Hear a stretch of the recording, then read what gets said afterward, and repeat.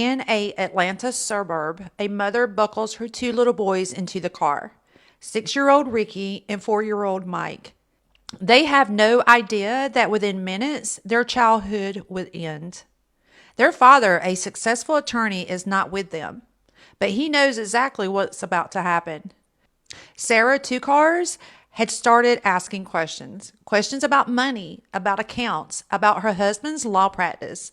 Behind the polished suits and courtroom confidence, Fred Tokars was allegedly laundering money for drug dealers, millions of dollars following through shell accounts and legal fronts. And prosecutors would later say Sara found out. Worse, she threatened to turn him in. To some men, exposure is worse than prison. And according to the state of Georgia, Fred Tokars made a decision. He hired a hitman. On November 29th, 1992, Curtis Rower intercepted Sara and the boys. He forced them into a vehicle. He drove them around.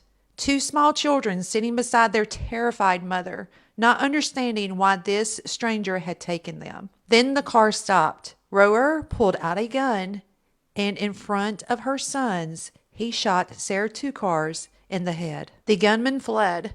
The car was left behind, and in the silence that followed, 6-year-old Ricky did something no child should ever have to do. He took his little brother's hand, he ran to a nearby house, and told a stranger, "A bad man shot my mommy." At first, the suspicion didn't immediately land on Fred. He appeared composed, grieving, controlled. But when Curtis Rower was arrested, he made a deal, and he named the man who hired him, Fred Tokars. In 1994, Fred Tokars was convinced of racketeering and sentenced to life in prison. In 1997, he was convicted of Sara's murder, another life sentence, no parole. He later became a prison informant, testifying against others in hopes of shaving time off, a sentence that would never end. He would die in prison in 2020, but slowly from illness. But the real life sentence belonged to the boys.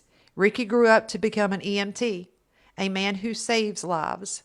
Mike became a journalist, but he struggled for years with depression before his own death in 2020. Sara's family has said his death brought no comfort because some wounds don't close. They echo through holidays, through empty chairs at the table, through two little boys who once had to run for help. And there is a reminder. Sometimes the most dangerous person in the room is the one who looks the most respectable. Please subscribe and hit the notification bell below so you'll be notified every time I upload a new video. And until next time, I'm your host, Lisa. Stay safe, stay aware, and take care.